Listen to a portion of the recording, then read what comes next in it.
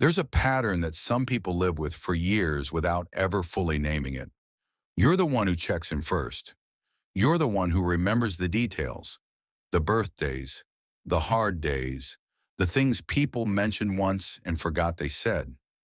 You're the one who notices when something is off, who reaches out when someone goes quiet, who makes the effort to keep things together even when nobody asked you to. And you do all of this naturally, almost automatically, like it's just who you are. But at some point, usually alone and usually late at night, you start to feel it. This quiet exhaustion that's hard to explain. Not because you've done too much, but because you've given so much and looked around to find that very little of it is coming back. The texts you send get short replies.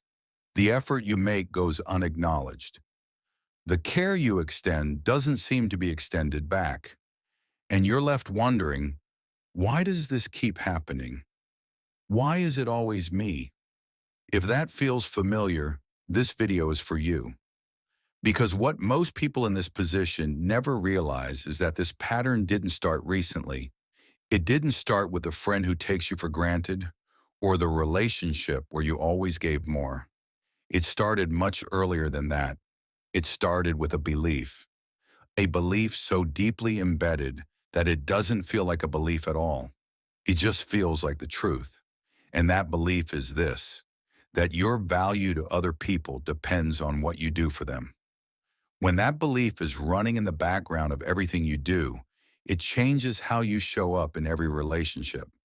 You don't give because you've evaluated the situation and decided it's appropriate. You give because not giving feels dangerous. It feels like you might become unimportant, like people might leave, like without the effort, the checking in, the remembering, the showing up, there would be nothing left to make you worth keeping around. And so you keep giving, even when you're tired, even when it's not reciprocated, even when a part of you knows something is off, because stopping feels riskier than continuing. And that's the trap. The psychological term for this is anxious attachment, a pattern that develops early in life, often in environments where love or attention felt conditional, where you learned, consciously or not, that being needed was safer than simply being, that doing was more reliable than just existing. And once that pattern is set, it follows you everywhere, into friendships, into relationships, into workplaces, into family dynamics, showing up the same way every time, dressed in different circumstances, but driven by the same quiet fear underneath. And here's what makes it so hard to see. From the outside, this pattern looks like kindness. It looks like generosity, loyalty, thoughtfulness. People around you benefit from it. They might even praise you for it. They call you the dependable one, the caring one, the person they can always count on. And that praise feels good because it confirms what the pattern has always told you, that your value is in your usefulness, that being needed is the same as being loved. But it isn't. And somewhere underneath all the giving, part of you already knows that. Because real love, the kind that actually sustains you, doesn't require you to earn it every day. It doesn't ask you to remember everything, fix everything, show up for everything just to maintain your place in someone's life. It doesn't leave you lying awake wondering if you've done enough, given enough, been enough. Real love is not a transaction, but when you've spent years operating as though it is, it becomes almost impossible to recognize the difference. There's also something else happening that most people in this pattern never see. The very behavior that comes from fear of being left, the overgiving, the overavailability, the constant effort often creates the dynamic it was trying to prevent. Because when you give without boundaries, when you're always available, when you absorb other people's needs without expressing your own, you don't become more valued. You become expected. Your presence stops feeling like a gift and starts feeling like a given. And what's taken for granted is rarely truly appreciated. So the more you give, the more invisible your giving becomes. And the more invisible it becomes, the more you give. Trying to be seen, trying to be felt, trying to matter in a way that finally feels mutual. It's a cycle that feeds itself. And breaking it requires something that feels deeply uncomfortable for people caught inside it.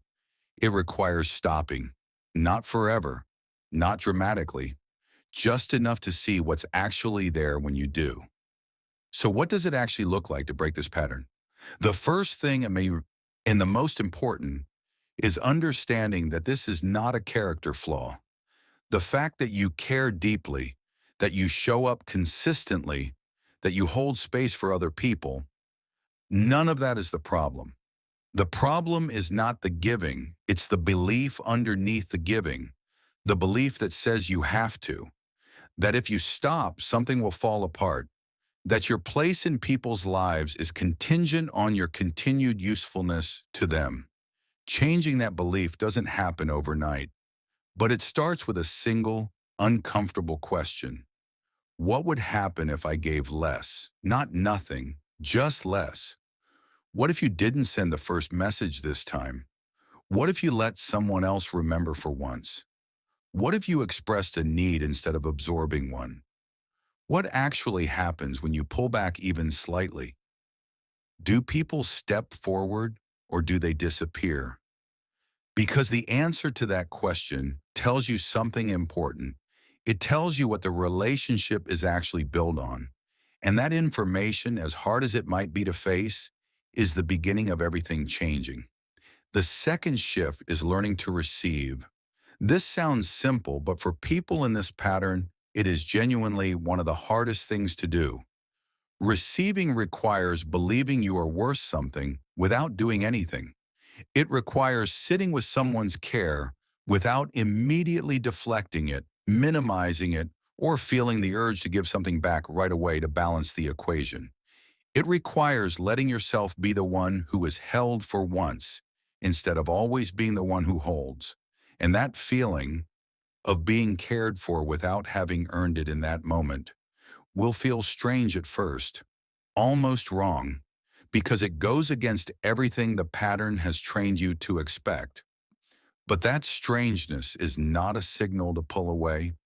It's a signal that something real is happening, something that the pattern, in all its years of protecting you, never allowed you to fully feel. The third shift is the hardest one. It's learning to let some relationships go, not with anger, not with dramatic confrontation, but with clarity. Because once you stop overgiving, some people will drift, and that will hurt. But what it actually reveals is that those relationships were built on the imbalance. They existed because you were willing to carry more than your share. And a connection that only works when you're giving everything and asking for nothing is not a connection worth keeping. The people worth keeping are the ones who stay even when you show up as a full person with needs and limits and bad days. The ones who don't require you to earn your place. The ones who reach out sometimes too, who remember sometimes too, who make the effort sometimes too, without you having to ask. Those relationships exist, but you can't find them while you're too busy holding together the ones that were never really holding you back. The pattern you've been living in made sense at some point. It kept you safe. It kept people close. It gave you a role and a purpose and a reason to feel valuable. But you were never just a role. You were never just useful. You were never someone who needed to earn the right to be cared for. You just forgot that for a while. And now, slowly, imperfectly, one relationship at a time, you get to remember.